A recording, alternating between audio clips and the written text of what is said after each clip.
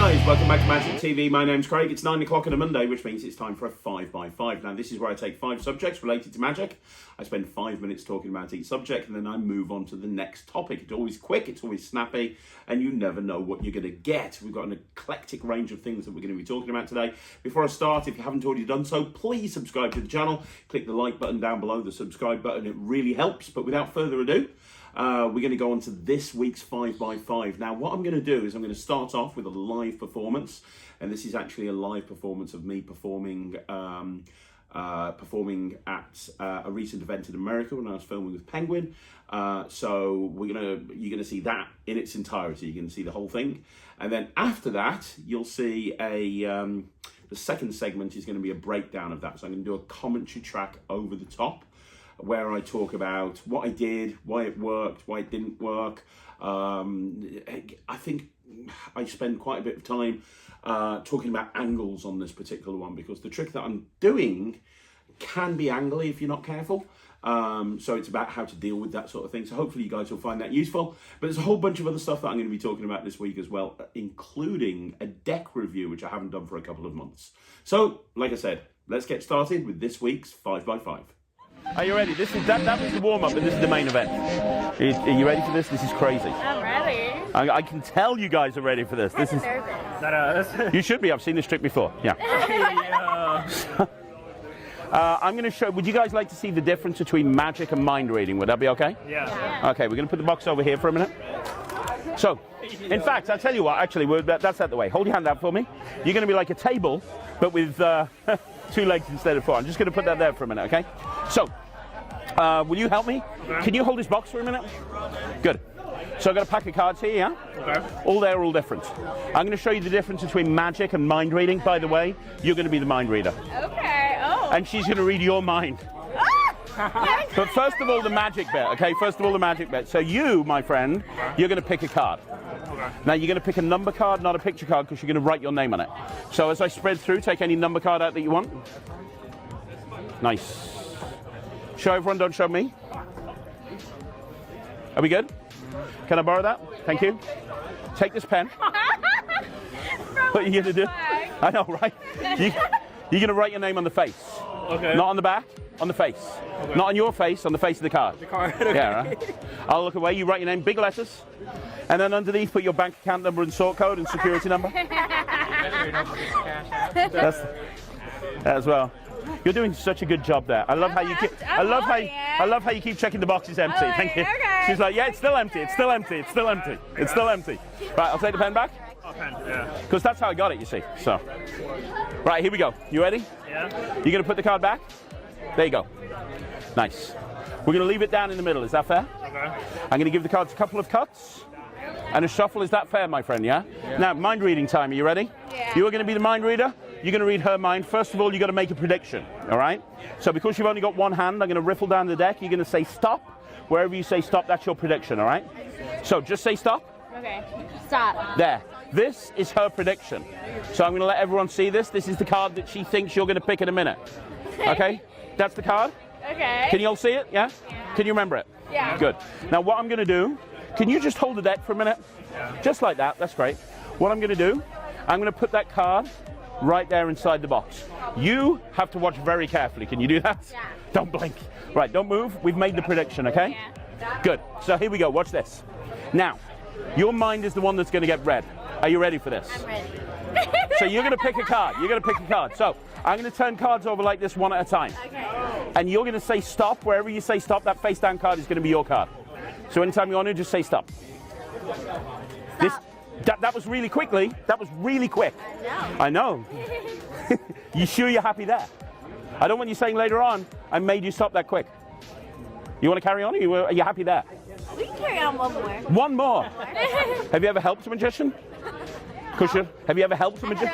Well, you're not helping one now, to be perfectly honest. But it's my fault. I shouldn't have picked you. So. I'm joking. I know. One more, yeah? One more, and then stop. And that one there, yeah? There. Okay, you're decisive on this. You know, you got. Okay. So that card there. Yeah. Don't turn it over. Hold it like that. But don't look at it just yet. Okay. So you're a card holding man, remember? And you do such a good job of it. So let's just take out the prediction for the first time. You all saw it, but I didn't see it. So let me just turn it over. The King of Hearts. Yeah. Now, in every deck of cards, there's a perfect mates. Cards that are the same in every way. So the Ace of Spades would be the Ace of Clubs because they're both an ace and they're both black. Yeah. The Six of Diamonds would be the Six of Hearts. So if you made a prediction of the King of Hearts, that means that you would have to pick the King of Diamonds. And if you pick the King of Diamonds, that would be amazing. And that would be impossible. And he would freak out. Yeah. Because she's the one that made all the decisions. You even went one more card. If you hadn't, it would have been completely different. Yeah, you're right. You turn that over. 3, 2, 1. Look at that. Look at that. Look at that. That's crazy. But you picked a card. Yeah. That's mind reading, by the way. You did an amazing job. Next time you're going to do the magic and I'm going to go and get drunk. How's that sound? But you picked a card. Right. You wrote your name on it. Right.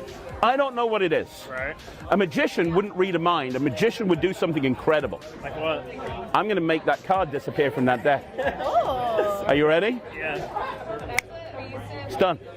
But it's not about making it disappear. It's about where it's gone. Where is it? You've been holding this box Stop. from the very beginning. I'm scared. You've been holding this box from the very beginning.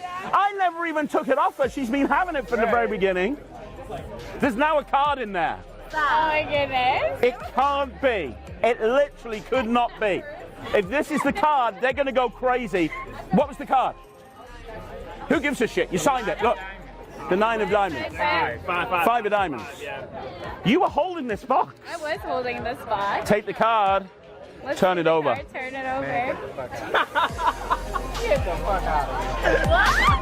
I can't.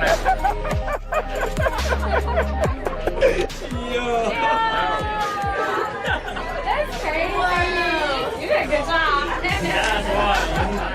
Okay, so this is a live performance from the Boombox. It's called Card to Box, and it's a way of getting a signed card into a box with no palming. And obviously it uses the Boombox, which is created by Andrew Niner, and is a switch box that allows you to switch cards at any point that you want to.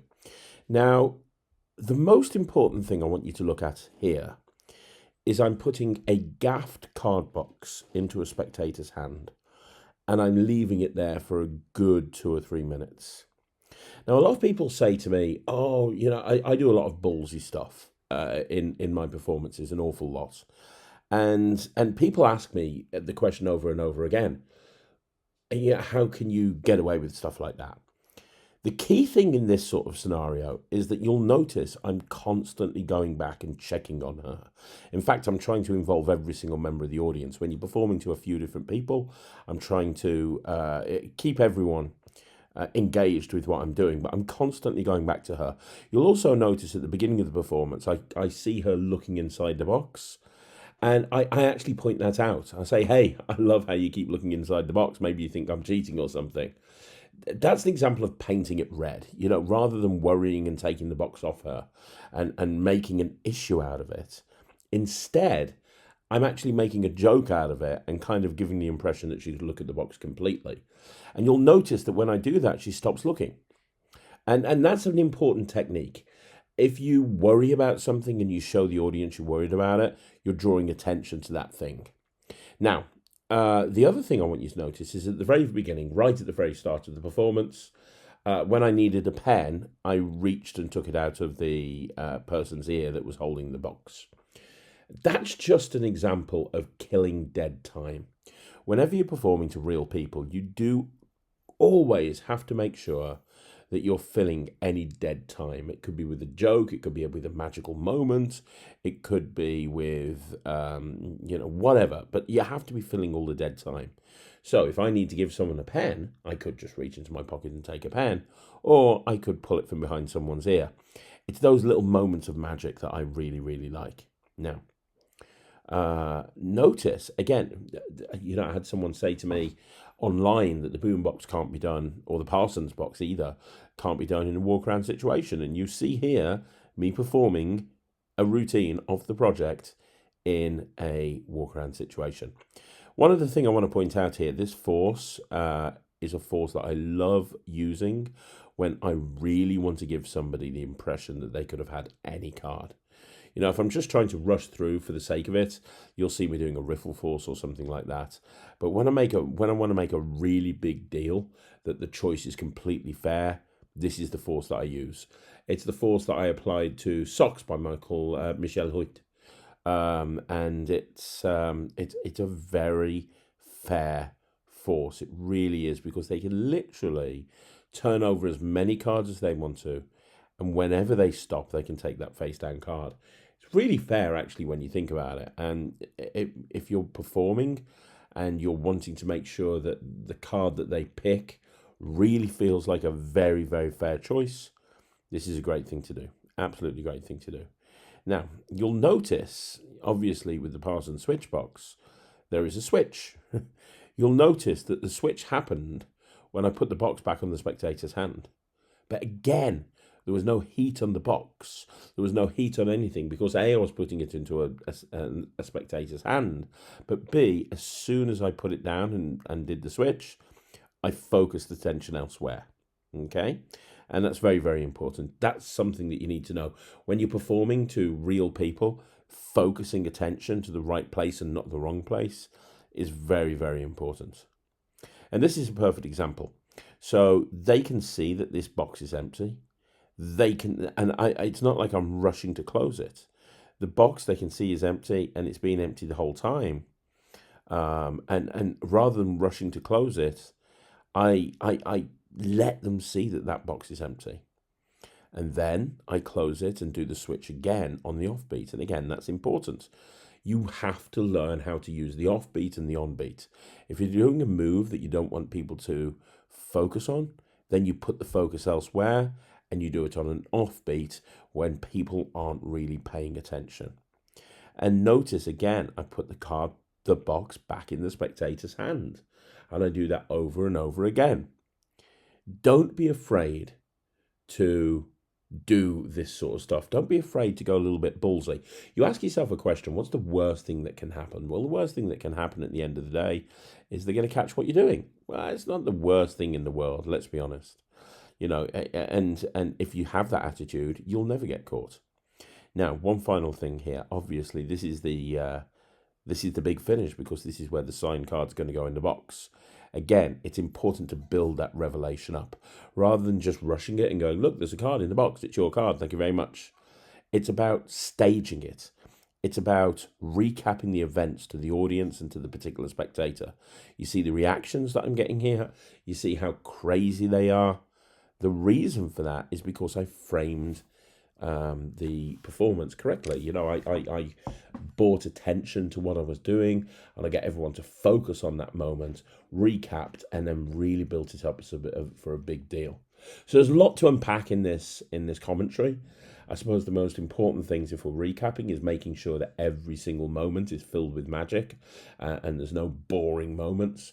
Also, I think the other important thing when you're talking about this sort of thing is from an audience management point of view, just constantly be checking on the client. Don't be afraid to put something suspicious in the spectator's hand, as long as you understand the basics of psychology and the basics of audience management.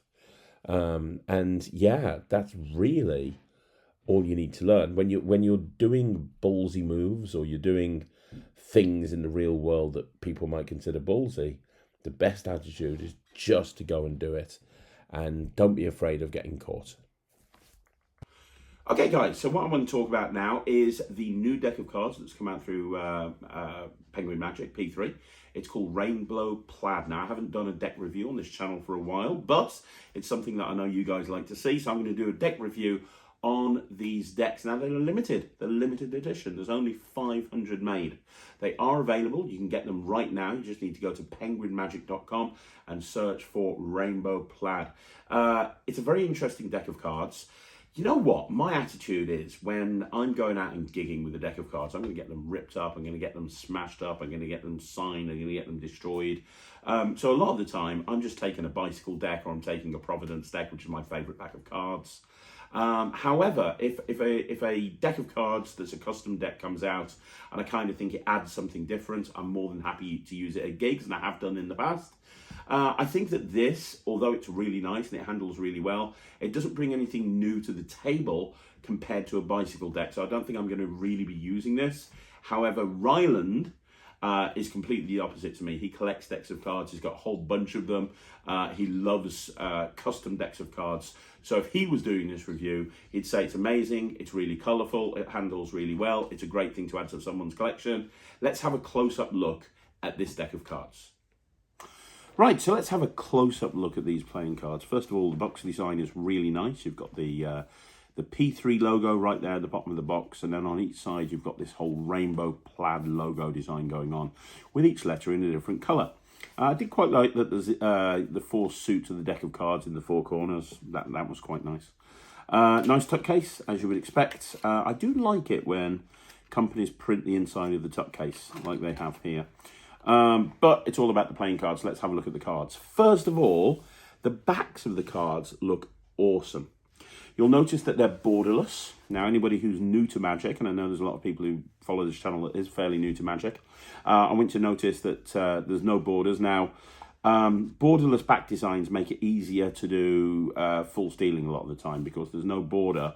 It makes it more deceptive when you're doing second dealing. So if you're practicing second dealing and you're wanting to learn how to do it and make it look more deceptive, a borderless back design like this or a B deck, that's a very useful thing to be able to do. But this sort of cross-hatched style design really does look very nice. It makes the cards pop. Now, as with most Penguin products, as you saw when I put it to one side, you're going to get a double backer. And then after that, we've actually got the playing cards. And I did like that the Ace of Spades logo has got the same back design inside it as the deck. I thought that was really good. In terms of the actual quality of the cards, they're super quality. They feel really nice, as you would expect. I haven't done a Faro check on them yet, but I'll do that in a bit. But in terms of the actual cards themselves, they don't really look too dissimilar from a bicycle deck, to be honest. The Jokers are slightly... the Jacks and the Queens are slightly different, but generally, as a rule, most people wouldn't really be able to tell the difference between this and a regular deck of cards from the face. It looks very, very similar. Not that that's a bad thing, because obviously, they work, but it's worth noting. Now, the Jokers are quite nice. You've got these Harlequin-style jester hats on them. Both Jokers are exactly the same. There's no difference, but they're nice enough. And you get a blank card in there as well. So you're going to get a blank-backed blank card. Yeah, other than that, it is what it is. I will do a Faro check for you. Let's just see how these go. So we'll do a straight out the box Faro check. And yeah, they feel really good. There you go. They are farrowing very, very nicely. Thank you very much. So Faro check looks good. Everything looks good. They're a nice, well-made deck of cards. The one thing I would say is a lot of the time, if I'm using a custom deck like this in a gig, I normally like to have, like a deck of cards that looks different, to justify. I mean, why use this over a bicycle deck? It's not like the quality is massively better. It's not like, it brings something to the table that a bicycle deck doesn't. So unless you absolutely like the back design, you absolutely like the feel of the cards, if you're a gigging magician that's just folding playing cards up and throwing them in the bin after every gig, I'd consider maybe not bothering unless you collect cards, in which case this is a really nice deck of cards to go for. Okay, I want to talk to you about something that I did a few days ago. I was with Lloyd Barnes and Nemid Phoenix and Midge filming a couple of projects for Murphy's Magic at Smoke and Mirrors, which is in Bristol. Incredible magic bar if you haven't been there. Anyway, we were filming these 2 projects for Murphy's, and in the evening I was running around getting live performances for the project. And while I was there, I actually performed a routine that I've been working on about 3 or 4 months now. I've been working in gigs. This is a really cool version of, well, basically the idea is 4 kings penetrate out through the box one at a time, an ungimmicked card box, an ungimmicked deck of cards. 4 kings penetrate through the card box really visually, one at a time, and it finishes with a kicker where a signed selected card goes into a card box. Now, the reason I'm telling you this is because I actually filmed an explanation for this trick while I was there, and Lloyd Barnes has put it up on his YouTube channel. I filmed it for Lloyd Barnes' YouTube channel. I don't do tutorials, he does. I'm going to perform the trick for you now, but if you want to learn it, you can go over to Lloyd's channel and go check it out. It was uploaded on Saturday, so just go check out recent videos and you'll be able to see it. It's called 4 King Hell, and you can go check it out right now on Lloyd's channel. I hope you like it. Here's a full performance. Right, so I'm going to do this to Sarah behind the camera. Will you help me, Sarah? Mm-hmm. Good stuff. So I've got a pack of cards, and I'm going to take 4 kings out of this deck. So let me have a look. We've got the king of clubs, we have the king of spades, we have the king of hearts, and finally, somewhere, I have a double backer there, it's got nothing to do with the trick, we have a king of diamonds. So 4 kings. Now, this does not use a full deck. This uses the 4 kings, the clubs, hearts, spades, diamonds. It also uses the card box, which I want you to see is empty. And if you were here in front of the camera, Sarah, you see there's no slits, no breaks, no nothing, just a normal card box. I'll put the kings on there for a second, and you're going to pick a card. So, Sarah, anytime you want to, just say stop.